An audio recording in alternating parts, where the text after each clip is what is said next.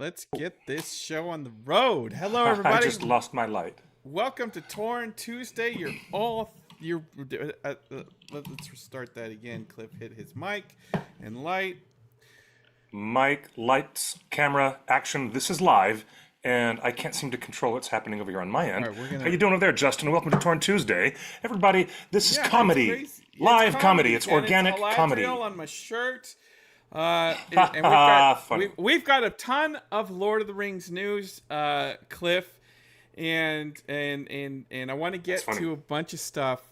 But yes, this is Torn Tuesday. That's Justin. I'm Clifford. You are here at theonering.net at our weekly live stream show, talking all things J.R.R. Tolkien. And I got the light fixed, so I think that's going to be all right for a minute. And we appreciate that everybody is watching our show as they prepare for another 3 episodes of Andor. Just after this show tonight, 6 p.m. Pacific, Andor is dropping probably what I've been told is 3 hours of the greatest Star Wars to ever Star Wars. Yes, that's an actual so excited from multiple people that have seen the full season of Andor. They said these 3 episodes tonight are the greatest Star Wars to ever Star Wars. I'm so excited. I've been having such a great time with the animated Tales of the Underworld, learning all about Cad Bane and Asajj Ventress, couple of my favorite villains from a galaxy far, far away. Super cool stuff is happening. And before we get to Andor, hey, something special happened over the weekend for John Rhys Davies. Over the weekend, while everybody was doing May the 4th be with you, the tallest dwarf in all of Middle-earth had a spectacular birthday. So we wish you, hey, take my hat off for you, lots of love and appreciation to you, John Rhys Davies, on your wonderful birthday. Another year around the sun is certainly a reason to celebrate. We've got a lot of news to cover, Cliff. We've got theme park news. We've got toy news, licensing news. We got Rings of Power news. But yes.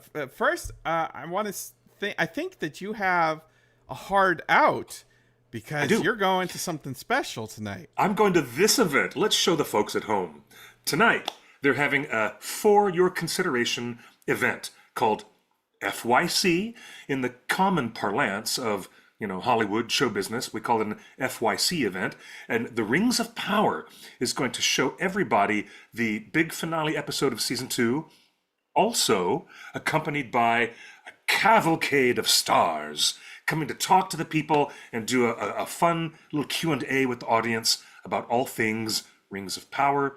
Very interesting to see where things are going with the Rings of Power. Never a dull moment. Look at that.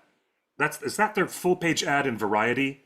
That's what that looks like to me. This is part of their FYC. I guess we should back up a minute and kind of explain what's going on this week. So, guys, I expect a lot of news over the next 7 days, and here's why.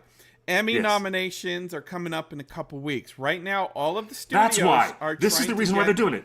All the studios are trying to get nominated, including Amazon for Rings of Power, as well as some of their other shows. But Rings of Power, I mean, that's their $1.5 billion show. So this week, and they also upped their game. They really did up their game in season 2 with a lot more drama and interesting things happening and heavy metal coming back to Middle Earth. So I can see why they're putting some real muscle behind the Emmy Award campaign. I can understand why. That's right. I mean, not everything is perfect, but at least there was some great improvement and interesting things happening. Justin, what's going on what's going on this week, and why you guys, Lord of the Rings fans, should be prepared for a lot of news. Well, this week deadline. What's it called? Let me bring it up on screen. So, Amazon is having a studio experience. This is it's in Hollywood. It's actually down the street. It's just 1 block away from our friends over at Scum and Villainy Canteen. It's in the middle of Hollywood. They're having Amazon's trying to get a bunch of stuff nominated. But if we click on, there's nothing to click on here. But so they're hosting. Amazon has put together a wonderful wonderful Hollywood experience for Is that at the corner of Hollywood and Vine? Where they always do those big pop-ups and those events? No, it's right next to, I think, the Mama's Shelter Hotel. Well, Mama Shelter has now closed. So that entire space is available That's right. for them to use as an event venue and the rooftop.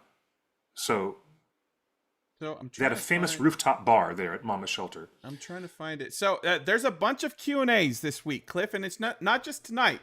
There's Q&As tomorrow night, Thursday night, Friday night, Saturday night. There's concerts. Bear McCreary's hosting a concert at UCLA, and then going to be talking about his Rings of Power composing process, because he's trying to get nominated. So this is just tonight is just the first of many Q&As this week, and it's not most of them are in Los Angeles, but some of them will also be live streamed, and we can announce now, and we posted it on our Discord, that we posted the link in our Discord, so we always tell you to join. But this week, there will be a live stream, a Zoom. There'll be a Zoom meeting that you can join with cinematographer Alex Dissenhoff to talk about his work on season 2 of Lord of the Rings. That event is free to join on Zoom. And Cliff, if you would believe this, I because I confirmed and a bunch of people confirmed in our Discord, we got an email today with a link to watch the entire 8-episode season 2 for free without a Prime account. Oh, how about that? Cool. Yeah. That's very cool. So we can all, what they want is they want people who didn't see it to watch it. They want some people who missed out on episodes to rewatch what they missed and catch up on things they missed before they vote for nominations. That's right. So man, I can't find the news report for I can't find the news report. So of the event, but we are told, Cliff, that the Amazon Prime event, or not event, the thing that you can attend, they are rebuilding the entire forge of Celebrimbor here in Hollywood. That's right. And there's how cool! There's a photo op of where you can pour the rings into the fire, like that scene in Rings of Power where Celebrimbor tries to melt the rings. So there you go. How cool is that?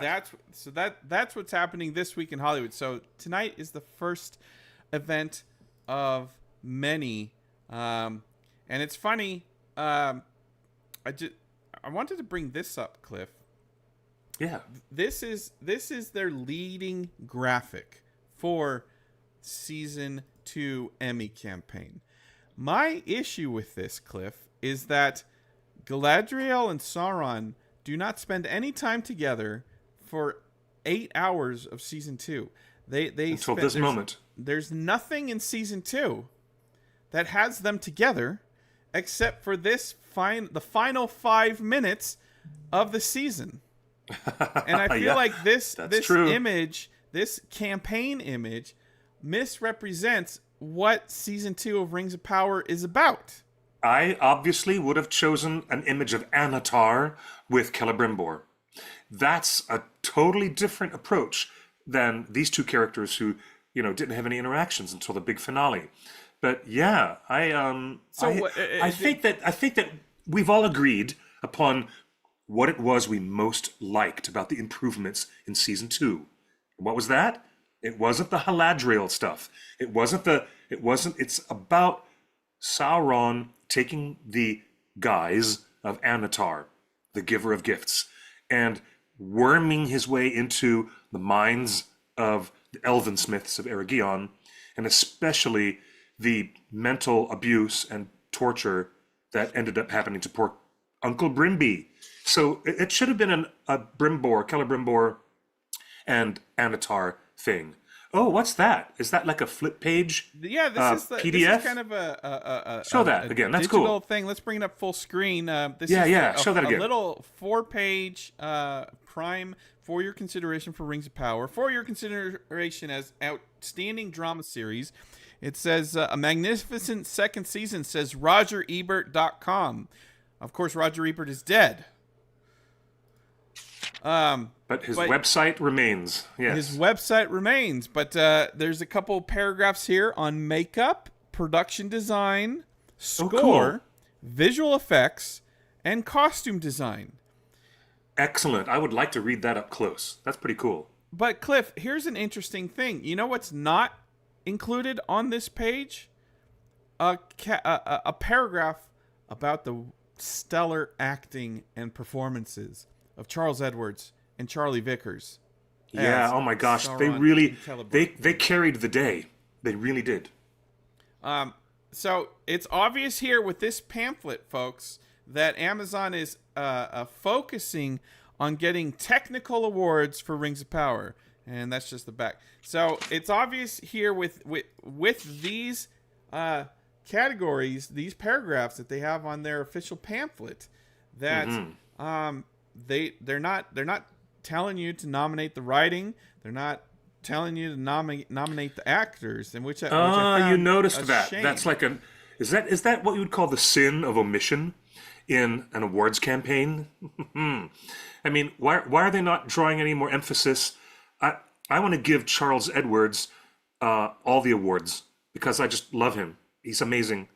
Well, I love him Cliff, so much. You'll be able to tell him So tonight much. because here in Los Angeles, He'll be there on stage. Charles Edwards right and there. Charlie Vickers will be Yes. here in Los Angeles all week, which means Yes. that they're not filming. Yes. So all the rumors and gossip about season 3 starting filming last week, not happening, didn't happen.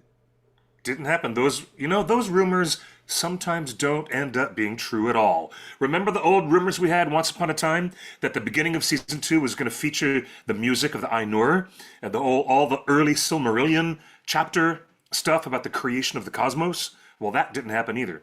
So sometimes, the rumor mill is just a mill. And that's all. Fans on Discord had a little bit of fun, Cliff, with this official graphic. So fans on Discord, shout out with Tolken, made her own nomination graphic. Yes, that is brilliant. The kiss between I am dead. mother I'm dead. and son. Oh my god. These are quotes from the yes. showrunners themselves. That's funny. Oh, those are quotes from the showrunners. Really? Bold, but platonic? No way! I am dying. I am shook. I am shook. That is hilarious. Totally. Cliff, who thought of that? Because that's hilarious. I love that. That's all T with Tolkien. But Cliff, I wanted to ask you. I love her. Does Caitlin is amazing. She's amazing. I love her.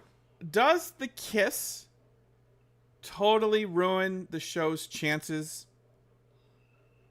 Is it so polarizing and so removed from anything that it just it taints the entire opportunity for all departments because because that is not in the books and it's not even set up in the show. There's absolutely there's no romance between those two characters at all. It just comes out of nowhere for shock value. I know.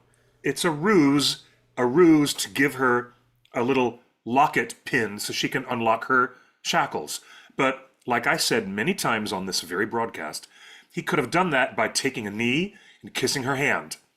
And he could have taken the thing like this, like tying a cherry stem with your tongue, and he could have kissed her hand, then gone bleh, and put the pin in her hand while he kissed her hand, or something stupid like that. But I mean, the whole making out with your future mother-in-law, it only ruins things for the writers, and that's unfortunate.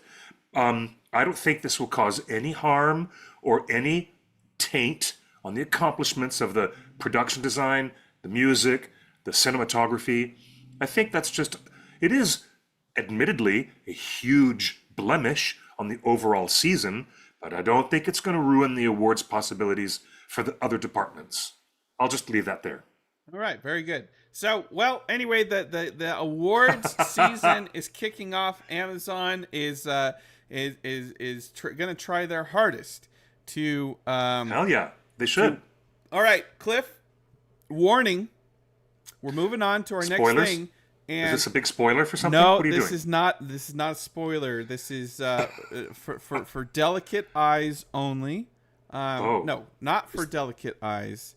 Is this Folks, not suitable for work? What are you doing? This is official. This is official. This is Okay, what's going on? licensed. This is the real deal. Cliff, we're happy to announce that this has just hit the market. Oh gosh, that's so weird. Who put the weird fake teeth inside that thing? This is an actual product that you can buy at Walmart and maybe Amazon, but they are sold at Walmart and maybe some other stores. But I know that Walmart is the primary distribution. I went to 4 stores today and they're sold out. This is a Thanks. hot, I hate it. Thanks. I hate it. This is a hot item, Cliff. I know. I keep seeing the adverts. I can't get through my doom scrolling. When I'm doom scrolling on my Instagram, I can't even get halfway down the page without them giving me the advert for this crochet. This crochet thing. This is an actual licensed product. It's a company called Fugler, and you can find these in. Gosh! You can find these in the babies and children's plush section of your Walmart. Yes, that is. There's 3 of them to start: Frodo, Gollum, and Gandalf. Oh no, thanks. That's really the name of the company, Fugler. These things are fugly. And I think that's where the name of the company comes from. And then Gandalf... Did that just mention fart velocity? There's a mention of fart velocity on all of these characters. This is... I can't believe this is licensed. I cannot believe this is licensed. This is like... Wow, okay. Oh, you get Gandalf, you get Gollum. Wow. And you get Frodo. Eravandi is right that the Gandalf one looks like a dog or an overgrown Ewok. This is nightmare fuel indeed. So that is it is nightmare fuel. Of Fugly. If you're looking for them on the shelf, they're boxed like this. They're boxed like that? Fugler is really the product name. Wow, I can't. Have you ever I seen cannot express an adaptation like this? I cannot express my disapproval strongly enough. You know what? Enjoy it. If you guys think it's funny, if you think it's that weird offbeat kind of funny, then go for it. If you think it's funny, that's fine. But no thanks, not me. Gosh. All right, look. Somebody came up with this idea. Somebody came up with a whole line. Somebody in a committee came up with this and said, let's do this and get licensed. And bizarrely enough, somebody at the Embracer group said, sure, let's do this. That's so bizarre to me. Hey, a good idea is a good idea. The other thing I wanted to bring up... Says you. So I've seen a bunch of tweets this week back on the Amazon Rings of Power Emmy campaign. I saw a lot of tweets this week like this, Cliff. I understand this. It's still delirious to me that Rings of Power Galadriel had a whole season of delicious chemistry with Sauron, a husband lost somewhere, and yet they made her kiss with her future son-in-law. Like, what were they thinking? Does that bring us back to our ongoing fan theory that the original material was written for Celebrian in mind? Yep. It makes you gotta circle back to that. Every now and then we do have to circle back to that. Yes. Yeah. So yeah. They have to answer for this. Cliff, here's the thing about awards, and you know this. You've worked in the biz. Like awards want to celebrate complete accomplishments. You can have the best actors in your movie, but if the script is bad, no one's going to win an award, right? And as we saw for season 1, Rings of Power won 0 Emmys. 0. It's still not an Emmy winner at all. That's right. So do you? I think much to their chagrin, maybe so. Yeah. Do you think that people in the Academy will search for fan reaction to Rings of Power? Like, hey, all right, the show looks pretty good, but what do the fans think? I don't think. No, I don't think Emmy voters are ever going to go seeking. What is the toxic fandom barfing up today? No, I don't think that's part of due diligence or some of the research that one does when you're voting for the quality of a television series or for a feature film. If it were the Oscars, what you're voting for is the artistic accomplishment of the project and acknowledgement to the different departments and what they did. I don't think you're looking for fan reactions in that equation at all. Yeah, I wouldn't. You're right. If I were a member of either academy, that's not how I would do it. A couple people in the chat room are bringing up a couple new topics. Why are we getting this merch and not Rings of Power? Excellent question. I have to say that is an interesting question. Why do we have to look at this godforsaken Frodo so ugly and not enjoy some wonderful it's so ugly Rings of Power merch? Here's the thing. They can put out a product like that, but they don't have to get a likeness agreement from Elijah or Sir Ian or Andy. They don't have to get a likeness agreement or pay anything out for that because it bears no likeness to the original person. You know, it'd be funnier if they did have a likeness. What if they did have a likeness release? You got to be kidding me. No. My dude, you have to be getting... Hey, Cliff, that's too much. Wanted to get your... changing topics now. A couple people in the chat room have already brought this up, Cliff. They are just so weird. This is really kind of weird. Do you know, if I were on a bad drug trip, I would not want to be in the same room with one of these toys. I just wouldn't want to. All right, moving on. People are already kind of ahead of us on the news, Cliff. What does this mean? Our president... I've been debating this with people who I know in the business who are independent film producers. I've been talking with them about this for the past 48 hours. It's interesting that the first movie that they mention is Harry Potter and Lord of the Rings. Like Lord of the Rings is top of mind.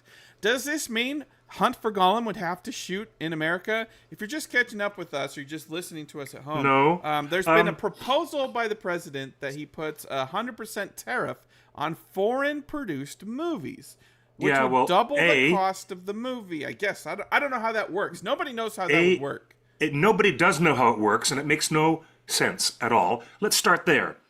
This might be just another dose of ridiculous chaos for an administration that doesn't know how to do anything right except make chaos. Let's start there, because there are too many far-fledged possibilities to how you would implement this, and there's nothing concrete about it that makes any sense as to how you would implement this. Correct. So do you think that Lord of the Rings needs to provide... Should Lord of the Rings film in America? No. The government in America needs to provide tax incentives for any production, not tariffs. If you want to do the economic smart thing to economically encourage people to film within your territory or your country, then there's a much smarter way to do it. I'm not an economist, but I am an independent film producer. All right. And I know what I'm talking about. So you don't want Lord of the Rings to film in America? Well, there's two competing schools of conventional wisdom that I've learned in the past 2 days. I don't want Lord of the Rings to film in America. No, you've asked me that twice, but the answer is I want a federal tax subsidy program, not at the state or community level, but at the federal level, because that's a much more intelligent way to get productions to film in our territory, in our country. All right. Now, We don't there's need to another talk school about of this thought. much more. No. I'll just finish with this. There's another school of thought, and these are the people who actually believe all of the constant lies that come out of Trump's mouth. These are people who think that he only did this as a push-pull kind of negotiating tactic just to bring people to the discussion, as if that were a good move, as if that were as if that were an intelligent way to run a high-risk business model. And let us not underscore that enough. Motion picture production is a very high-risk, high-investment business. You make big risks and you get big dividends if it works. If it doesn't work, you've lost big money. That's the nature of the business. We all know that. That's the way it is. Now, you talk to non-union filmmakers like me who work on a micro budget under the auspices of the Screen Actors Guild. You get a micro budget thing going on, and under those terms, you can make an excellent film with a much, much smaller budget and still under union eyeballs, so that the union knows that the actors and the crew are being treated properly and that safety and labor protocols are being followed. You are not going to get to the point of nurturing any of these high risk, high investment business risks to make a film. You're not going to get them to come into our territory if you're taxing them an extra 100% on what they're doing. So it's just absurd. It's absurd. But I know there's two schools of thought. One group of people like me think it's garbage idea. And the other group of people think, oh, this is a great idea to get the deal going, the art of the deal, which is not something I subscribe to at this point of view. That's just me. I'm just one man. But, I'm not going to say that American-made films have an advantage. It's just that we've seen so much of our production leave Los Angeles over these years because of other tax incentives that have been so good for these productions. That's why people went to Vancouver to shoot things for the past 25 years. That's why people have built such an infrastructure in Georgia, which had, exploded in popularity for making film and television over the past 20 years. And if you look at the business decisions and the tax incentives that were made that drew all the business away from Hollywood, away from Los Angeles, you can understand why it was attractive to producers to lower their costs and lower their risks and go and film somewhere else outside of LA. If you want to bring the business of production back to LA, there is a much smarter way to do it. I'll just say that for the record. But that should not necessarily include Rings of Power or Lord of the Rings, anything Lord of the Rings at this point. No, if Lord of the Rings wants to shoot in New Zealand, or England, but there's a huge infrastructure that Peter Jackson has there. I mean, the film industry in New Zealand has become so much bigger and more functional. Also, not just in tandem with what Peter and his team developed on the ground, including Park Road Post and connections with all the vendors and all the people who can do greens department and the equestrian department. There are all these professionals that they know that they can call in, but it's also that the New Zealand government offered really, really good tax incentives. So, you got to look at the track record of what works. Well, I appreciate that Lord of the Rings is top of mind when people are talking about this. But yes, I agree with the chat room. It's all a distraction. Moving on, Cliff. Yeah, agreed. Can you tell me how we know Mr. Strazinski, our good friend. Strazinski. Our good friend, Mr. Strazinski. He's great. J. Michael Strazinski is one of the most accomplished fantasy and sci-fi writers, directors, and producers of the modern era. Everyone will know that he created and was showrunner of Babylon 5. Of course, that was a long time ago. But Cliff, why was Babylon 5 such a milestone in storytelling? Why is Babylon 5 such a milestone? Yeah, why is it like still revered? Because he took the original sci-fi model that Gene Roddenberry had created, and he took it into another bigger and more a darker direction. I think Okay. that's why. Yeah, And so because that was his big yeah. claim to fame. He's also done so many things since then. Oh You see here yes, he wrote the first Thor movie. He was showrunner on Sense8 that with the was a terrific Wachowskis. show. Sense8 was marvelous, With marvelous show. with the Wachowskis. Let's see what else. Yeah, with the Wachowskis. Changeling Yeah, with Angelina Jolie. He's been working on the animated Watchmen on HBO Max lately, which those is are very good. incredible. I enjoyed those a lot. And back when I was just a little kid, I came home from school every afternoon to watch Jace and the Wheeled Warriors. That was good stuff Well, back I then. watched the real Ghostbusters and She-Ra, Princess of Power, and so that's Me where too. I watched got those familiar too. with They were great. his name. He did World War Z, Mm-hmm. Underworld, Ninja Assassin. So Oh, like you know what? Welcome to the chat button, lady. She said that there was a lot of Tolkien references in Babylon 5. And yes, right so you are, Suzanne. Right you J. are. Michael Strazinski was one of the few Yeah. showrunners when Amazon announced that they acquired the rights and they were going to make a TV show and they wanted to hear pitches. J. Michael Straczynski was one of the few major name showrunners that that we communicated with that said he really wanted to do a Lord of the Rings show.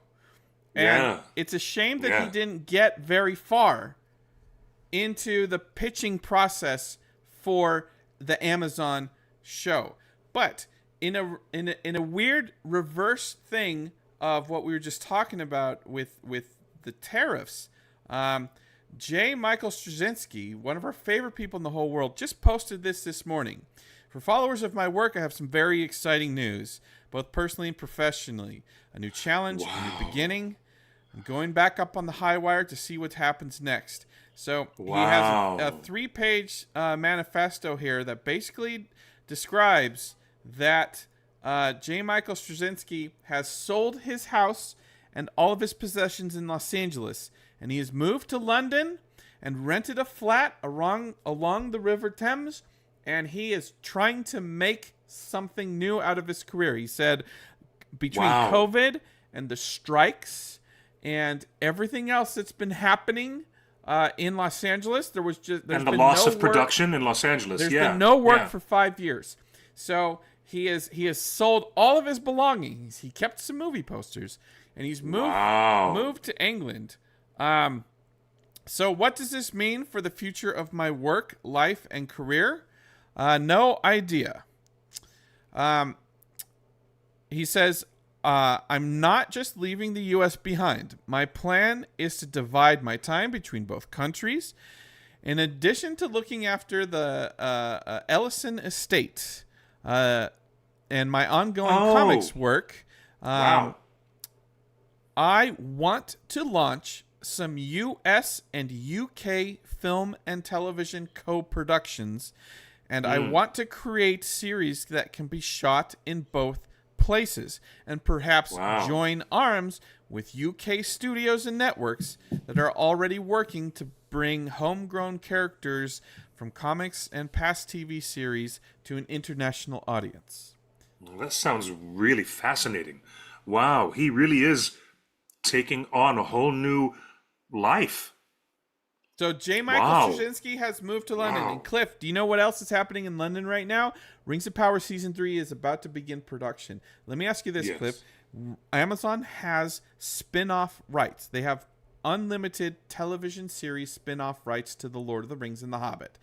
Would you like to see Amazon do a deal with J. Michael Straczynski to do a Lord of the Rings TV show unrelated to Rings of Power?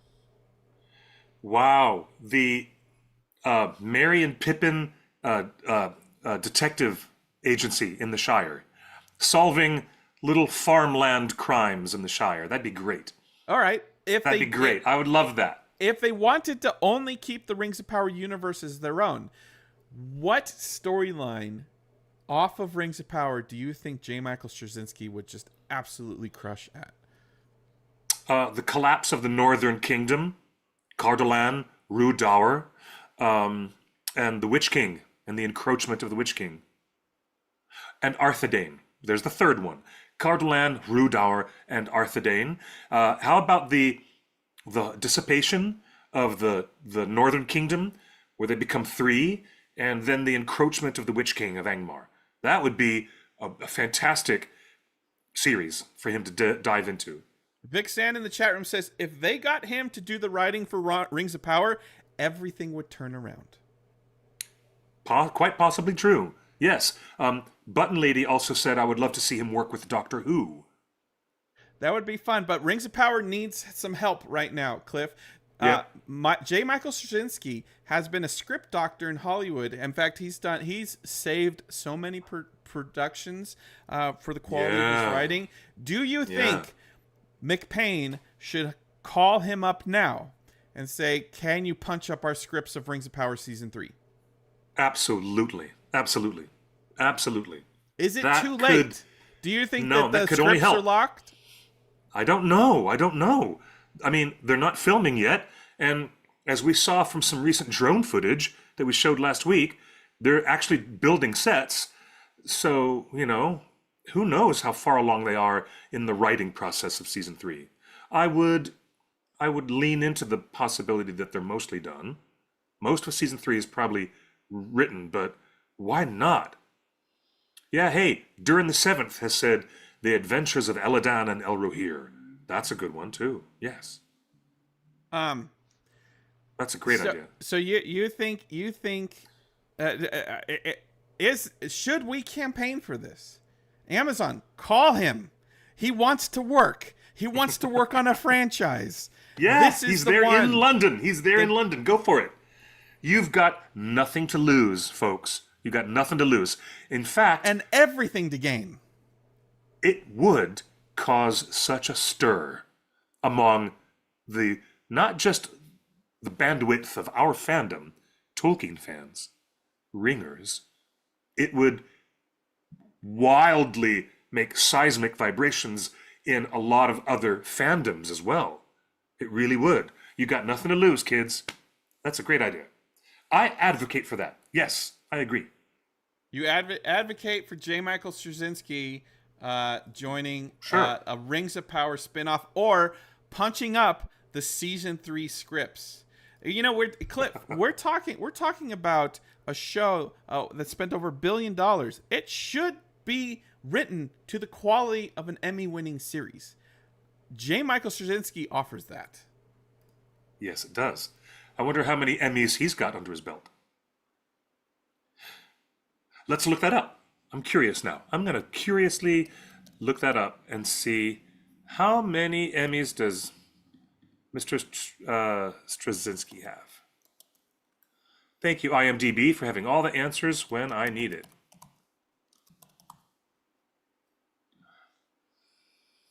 So the question I have for the chat room, hey, Higgy Baby's here. Hey, Higgy, how you doing, J. Higgy Michael Baby? Strazinski has sold his house and he's moved completely to London and he wants to work on projects in London. Question for the chat. Do you want him to do his own Lord of the Rings show that's completely divorced from Rings of Power? Do you want him to do a particular spin-off of Rings of Power? Or do you want him to come in and punch up the main show, the Season 3 scripts? What's most important to you guys? Where do you think the creator of Babylon 5 and the showrunner of so many shows, including Sense8, where... you know what? Durin 7 says spin-off of Tom Bombadil. I think J. Michael Strazinski could tell an incredible Tom Bombadil TV show. He hasn't won any Emmys. He's got 5 wins, and that includes BAFTA. He's won the BAFTA, and he's won several Hugo Awards, which is quite considerable. But he doesn't have any Emmys under his belt yet. Well, Rings of Power is your ticket. Amazon, if you're watching, there you go. Call this man. Literally, tomorrow morning, call this man. Take a meeting. Absolutely. And let him punch up a script, please. I promise you that he could make Haladriel the best thing in the world. I promise you. No, I promise you that he would reintroduce Celeborn in the best way possible. He would totally fix the problem of the Haladriel romance. He would fix it. Why would Are you you kidding? In what capacity? I'm just trying to get your goat. Okay. Well, Cliff, That's funny. We did have some drone footage of last week. We did. We showed that, and we found it on the map. We found it exactly on the map. That's right. Well, I sent some more spies over there, Cliff. So we got some closer footage. You can see at the top of your screen. There's the brand new Amazon Studios at Shepperton. You can see that at the top of the screen. That's all brand new virgin land that they bulldozed. Yeah. So let's bring up the first. Oh, I remember the old map showed that was just flat land, and now it's all developed.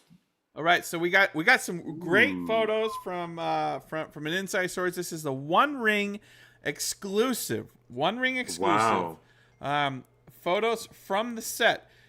It is obviously not in a state of filming right now. So all of the rumors that filming was going to start last week, I think, are false. Mm-hmm.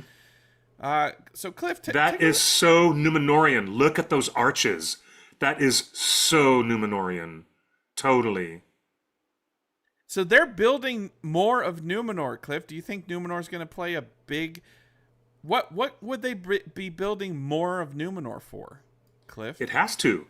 There has to be more conflict that is developed between the faithful and the non-faithful within the whole population of Numenor. And yeah, they're going to need to do a lot more. Cliff, look at those columns at the bottom. You can see that there's those columns are the size of 2 stacked crates, shipping containers there. This is a very tall set. You can see there's 2 shipping containers at the bottom right, and it still goes tall. But Cliff, I want to point out here, look at those the statues up there. Statues of humans. Is that a Numenorian thing? Yeah. Didn't you see all the statues carved into the mountainside as they brought the boat into the harbor in the first season? Yeah. You know what the Argonath look like on the side of the River Anduin? You know these Numenorians are all about the splendor and grandeur of ancient Rome. You don't think this could be Pelargir or any of the human settlements? No, Pelargir is a mess. It doesn't look like that. It's dirty, half abandoned, and is being slowly resettled and restructured. This is so pure Numenor. This is pure Numenor. Again, look at all the I love this stuff. Look at this. Yeah, they've got they've obviously shielded it from prying eyes. Well, they're telling the story of Atlantis and the downfall of Atlantis. That is what this is. That's what the Numenorian story always was. And what is that? That's why it leans heavily into that ancient Roman architectural influence. Because it's like Plato discussing what happened to Atlantis.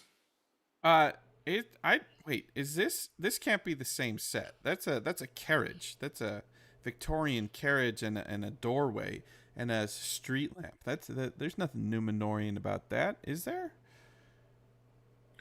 Well, maybe they're filming something else there. Maybe they're using some streets for one show and some others for Rings of Power. This is true. Could be.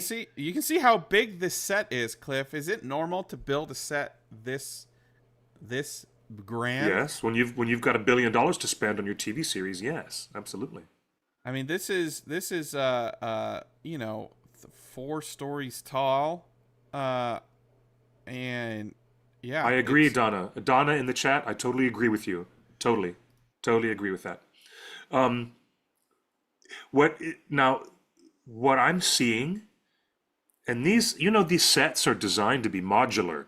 They can take down a section of it on one day of shooting and have it reset the next day with a different perpendicular corner for totally different angles and different purposes. That's how they're designed. What's the significance of Western Numenor, Cliff?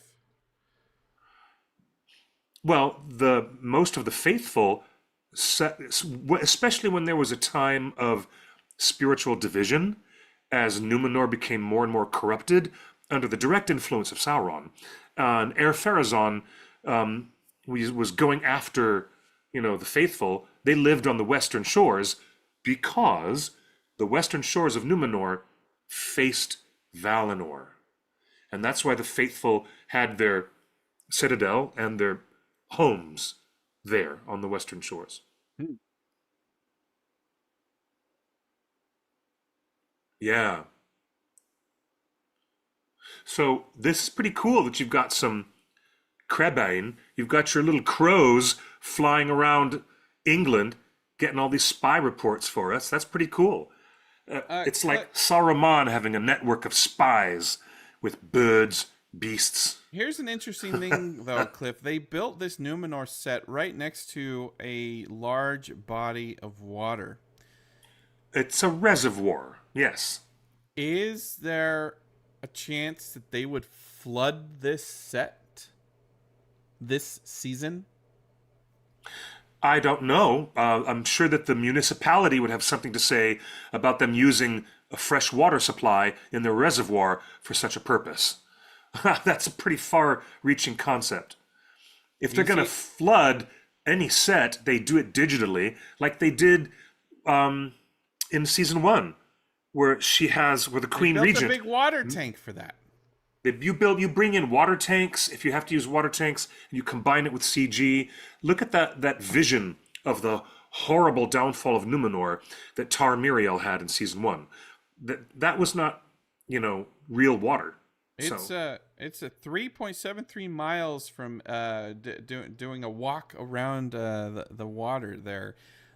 So there you go. That's an easy way to get spy photos, is by doing a little trek. A little ramble around the reservoir. Little ramble around the reservoir. So there you go. So these are exclusive new set picks from the current state of production. Pretty Cliff, cool. I would say that the brown wood there means it's unfinished. It doesn't mean the set is going to look that brown. It just hasn't been painted. This is why I want to say that I don't believe they're filming. And I also don't believe that they're filming because of all of the award stuff happening this week. There's a Bear concert. There's Charlotte and Alex are doing Q&As, and 3 of your actors are here in Los Angeles. Yes, they are. Yep. How about that? So yeah, a lot going on in Rings of Power world. They want the Emmy. And they're building sets, but I we can't stress this enough, Cliff. Yeah. Call up J. Michael Strazinski. Call up Mr. Strazinski. He is such a badass. That'd be really cool to work with him. Yeah, pay whatever he needs. Like, seriously, what are we doing here? If we're not trying to make best show, the best show by fans, period. Cliff, I have weird news from from the world of Orlando Bloom. Oh, is it about him and Katy Perry having a baby? No, is that a thing?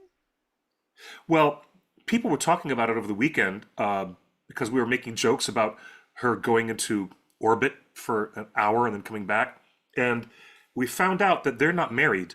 They're not married yet. So I just had this weird idea that maybe they're going to have grand nuptials or something, maybe have another child. I volunteer to be your wedding officiant. Orlando, Katie, when it's time for you guys to really tie the knot and you want to get married, you know who to come to for the best, coolest wedding. I will rock that wedding if that ever happens. I just want to put that out there. Orlando Bloom did a movie with Ridley Scott called Kingdom of Heaven, which the director's cut is an incredible. The director's cut is the best way to watch this movie. It also stars as I can't remember the name, but the Persian king is Ghassan Massoud, and he is an actor that I wish Rings of Power would cast as a Blue Wizard. There's many reasons to watch this movie. It's fantastic. It's well written. It's Liam Neeson with that short haircut. Wow. So it's not only getting a 4K director's cut, but it's getting a theatrical release as the director's cut. This is the first time ever that the director's cut of Kingdom of Heaven will be in theaters, and I highly, highly recommend it. So Orlando Bloom is pretty excited that this is coming to theaters.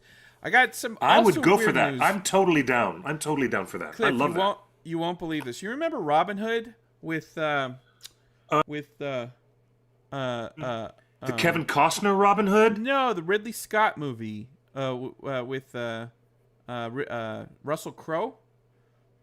Okay, yes, I do. I remember that. Yes. Well, Amazon Prime has Robin removed the text. They've removed the text from the opening of the film. Look at this. Amazon has censored Robin Hood. They censored Robin Hood. The intro. This is real. In times of tyranny and injustice, when law oppresses the people, the outlaw takes his place in history. And yeah, they cut that text. This is literally a full screen thing at the beginning of the movie. And yes, it is. Blank on Amazon Prime. Do you know what? Imagine having a Star Wars film. Imagine having a Star Wars film where you removed the opening crawl because it was suddenly politically not cool. Yeah, because it was trade routes and rebels blowing up rebels. stuff. Oh gosh, fighting against an evil empire. This is insane. Prime Video, what are you doing here? Come on. You know what? Prime. That is really dumb. Just get on the phone. It's really Call dumb. Strazinski. He'll fix the show for you. Yeah, but you can't be. This is so weird. This stuff. kind of censorship stuff. Cliff, this is weird to me. Cliff, if Prime Video is going back and taking text off the screen, can I request that they take the text that says Mordor off the screen when we get to season 1 of Rings of Power? Can I request that they just remove the text that says Southlands and fades into Mordor? As long as we're removing text, can we remove stupid text like that? Like, let's like Amazon. Obviously, you have no problem removing text, controversial text from the screen. So why didn't you clean up episode 7 of Rings of Power? No, was it episode 6? Makes you wonder. Whatever the one where you had text on screen that said, "Ooh, look, Mordor." By the way, did they call it Mordor? And let me get a fact check from the room. In season 2, did they call that area Mordor? And if they did, how did anyone know to call it Mordor? Like, where did even the name come from? So, Amazon, I approve of you removing text as long as you do it on your own shows, not on other people's movies. Well, my favorite opening crawl is "The Dead Speak." I mean, the Rise of Skywalker is the worst of all Star Wars films ever, by far. But I have to admit, I love the opening crawl. The dead speak.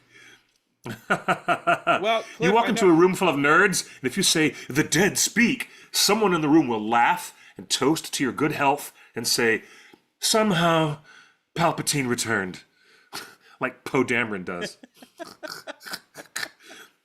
But this weird censorship of the Robin Hood thing is just so weird to me. It is so weird. I don't get it. I really don't get it. It's so weird. They said on Reddit that a representative of Amazon said, "Oh, it's just a technical glitch." And some other people said they want to keep it blank because they want foreign markets to have different foreign language versions of this. But I don't buy either of those excuses. I don't buy it. I don't buy either of those excuses at all. All right, Cliff, moving on. We've got a possible leak when it comes to theme parks in Lord of the Rings. Gimme the information about the theme park. This weekend, I went to Universal Studios because they have a new thing called Fan Fest. It's only at night. Yep. And these nighttime events are very big and popular, I understand. And let me show you. They drop you off on the back lot of Hill Valley. There's Hill Valley. You can walk around the main square of Hill Valley. Yes, that is the actual clock tower from where they filmed the movie. It's literally the place. So I got to walk around Hill Valley. And Cliff, let me describe this for you. It is a full LARP. We were talking about the LARP, the Lord of the Rings LARP that's happening in Kentucky later this year. This Yeah. this is a Back to the Future LARP. You pay an extra ticket. It's only in the evening, but as you're walking around the Hill Valley Square, there are actors dressed as Biff Tannen, George McFly, Marty McFly, Lorraine. There's actors all around that are role playing the scenes from the movie. Yeah. Yeah. So you've got an actor walking around, Mayor Goldie Brown, but he's not mayor yet. He's just Goldie Brown, and he'll take your order. He's got his little order slip. I was admiring this old 1950s car there when this big dude pushed my shoulder out of the way and said, "Move it, butthead." And it was Biff coming to confront George McFly about getting sweet on his girl for the prom. And we watched the fight. We watched this whole argument unfold, and then George gets the courage and he punches him. It was amazing, amazing. That's so cool. And then on the other side of a sound stage, there's a stage where Marvin and the band are playing the Enchantment Under the Sea dance, and then the Marty actor gets up and starts playing guitar. Oh yeah, how cool! There's a DeLorean with an actual dog, Einstein dog, taking photos with everybody. They have a great character actor playing Doc Brown for sure. And how our cool friend, is that? our friend at the bar, and our friend at the bar was part of this. So it's an incredible experience, the Universal Fan Fest. But Hill Valley, Back to the Future wasn't the only thing that they did. They took over a sound stage at Universal Backlot, and they had a Dungeons and Dragons walk-through maze. Oh, how cool. I would have enjoyed that. With giant robot Eye of the Beholders and stuff like that. Nice. And girls with big horns that had to do sword battle with stuff. It was incredible. And then there was a third sound stage that was doing a Star Trek experience, and they bring you onto the ship of the Enterprise, and then there's... Oh, yeah. I saw all the footage with LeVar Burton going to check that out, and Wesley Crusher. He was there checking it out too. All these great Star Trek veterans were there to check out the opening of that. I'm telling you, I was ready to hate. I was ready to not be impressed. But this was so immersive and so well done and so impressive. I am floored. Universal Studios has done it. But Cliff, here's where it gets interesting. They're doing Star Trek, Nintendo World, Dungeons and Dragons, Harry Potter Wizarding World, I think One Piece or another anime show. One Piece and Jujutsu Kaisen and Harry Jujutsu Potter. Kaisen and all of these and Back to the Future and everything. It looks really cool. And it's a what full they're doing. LARP, and they encourage you to wear cosplay into the park. I probably saw 200 Marty McFlys with the vests, and I probably saw 100 Docs with wigs and everything like that. Oh, fabulous. It was so much This fun. is, to answer Monica in the chat, this is at Universal Studios Hollywood. Here Universal Studios in Los Angeles. Hollywood. Tickets are available now. It's not the Orlando park. It's a separate not in Orlando. ticket. It's kind of like Halloween Horror Nights without the scary mazes. It's just it's also kind of like the Star Trek nights the Star Wars Season of the Force that they're doing. That's nighttime event at Disneyland in Anaheim. Yeah, totally. Which is a separate ticketed event. That's right. Yeah. Well, Cliff, here's where it gets interesting. Cool is that? Here's where it gets interesting, Cliff. Yeah. Is that yesterday I got an email survey asking if I enjoyed FanFest and would I answer a few questions.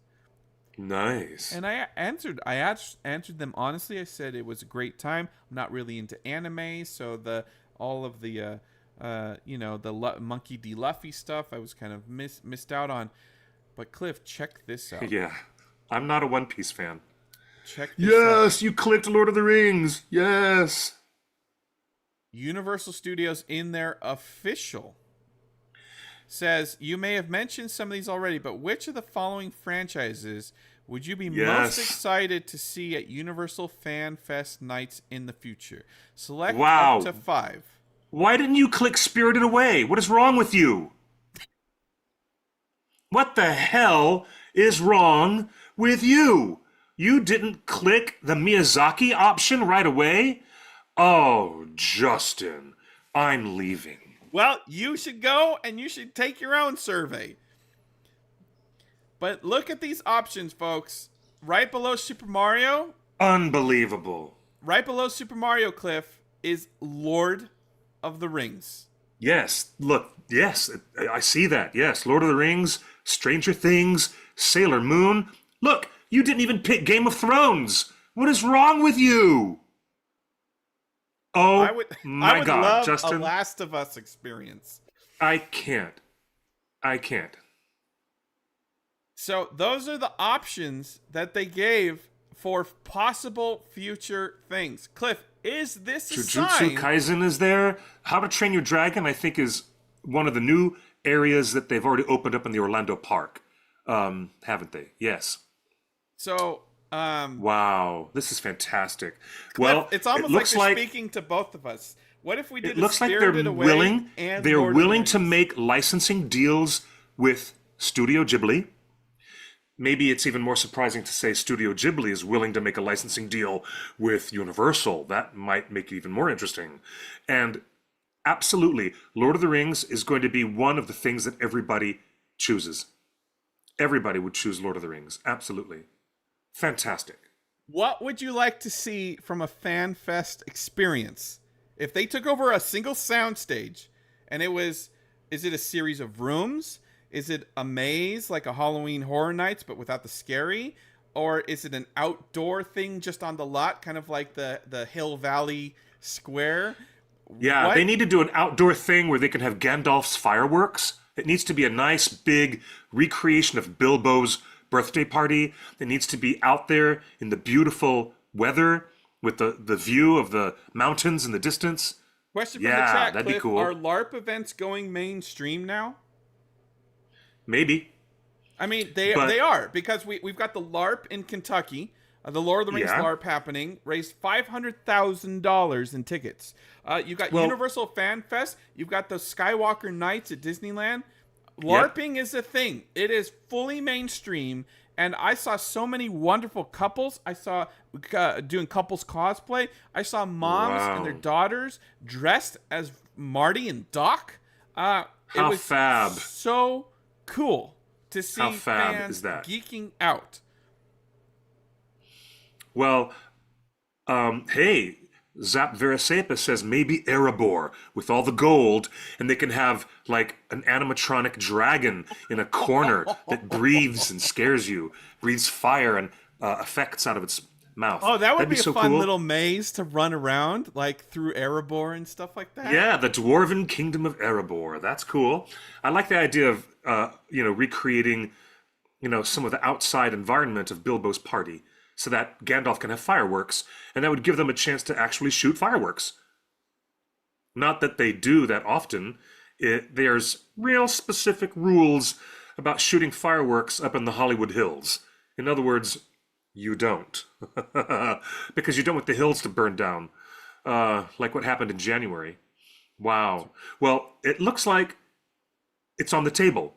You can tell automatically that this is no longer in the realm of just broad speculation. This is really a thing.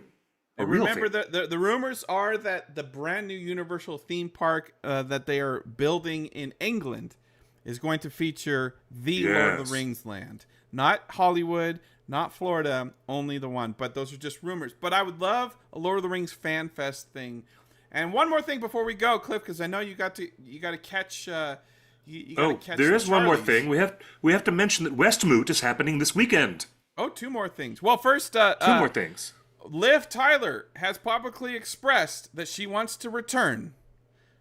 Would you like to see Arwen return in some capacity in the Hunt for Gollum? Yes. You know what? She should be in Hunt for Gollum. She of course. Absolutely should. That's that's her story, right? She doesn't have anything directly to do with the Hunt for Gollum, but she was there. Story. She was there at the time of those events. So yeah, I would love everything about Liv Tyler, and her performance as Arwen is cemented in my mind as just a little bit of what you'd call casting perfection. And I was originally a doubting Thomas When they started saying in the year 2000, oh, we're going to have Liv Tyler do it, I was so doubtful. And then what happened? I was smitten like a kitten. And I love her so much. Here's her quote. She love says, her Liv Tyler so much. says, I just do anything. I write to Fran and Philippa all the time. I'm like, hey, is there any chance we're going to need Arwen back? It was such a gift to our lives. It's so hard to sum up in words, but it was such a profound gift. I would do anything to be able to see it again, to feel it again, but we live it in our hearts and our minds now. I love her so much. I'm just gonna die. She's so fabulous. All right, Amazon, you call Michael Strazinski, but Peter, Warner's, call up Liv Tyler. Fran, Philippa, Peter, New Line, call Liv Tyler because she is the angelic, wonderful creature that is overlooking all these things. I want her there. I want more Arwen in my life. I love her. Yes, yes, yes, yes, yes, yes. Yes, absolutely. High level of agreement with that. All right. What do you think, Justin? Wouldn't you want to have Arwen come back? I think we need to have a longer conversation because I think it's okay to recast certain characters, and I think it's okay to bring back the old actors of certain characters. I love that Andor has replaced Jimmy Smits with Benjamin Bratt as Bail Organa. That's only because Jimmy Smits was unavailable to do the production. It doesn't matter the reason. They still did it. Just had a big schedule conflict. Do you recast Christopher Lee, or do you use AI to replicate his voice and his mannerisms? You mean like Grand Moff Tarkin and the way they recreated him? Should Saruman remain Christopher Lee? Good question. Good question. Should Aragorn be recast? Yeah, we've been debating that for quite a couple of months now, haven't we? If you look at recent photos of Liv Tyler, though, she is flawless. She looks exactly the same. And you know why? She has the portrait of Dorian Gray up in her attic, and it is absorbing her age. That's why she is eternally youthful and perfect. Yes. All right. And our final note before Cliff has to go, Westmoot is this weekend. That's right. It is May 9th through 11th. So it's Friday, Saturday, Sunday. Friday, Saturday, Sunday, right through Mother's Day. And they're in Kansas City, right at the National World War I Museum and Memorial. They have some of the best and brightest minds in Tolkien scholarship coming to do great presentations. And I'm excited because I think, though I might have to have a sudden change in plan and not be there personally, but I'm still going to be giving my big presentation on the animated history of John Ronald. All of the animated adaptations, whether they're short films or feature films. We're going to talk about everything under the sun, and I might have it pre-recorded for the audience, or I might come in through a Zoom. But yeah, this is going to be a big weekend. They're offering nighttime entertainment. They're offering fellowship tours of the museum, and they're offering day and night different tracts where you can go in and get your information from the most erudite minds in the history of Tolkien academia. It's going to be really exciting. Really good stuff. And they're about to announce their schedule. They're about to publish the full schedule. My program is scheduled on Sunday afternoon, probably midday, and it's called The Animated History of John Ronald. That's going to be my slot. I have a 1-hour presentation that I'm giving. Very exciting.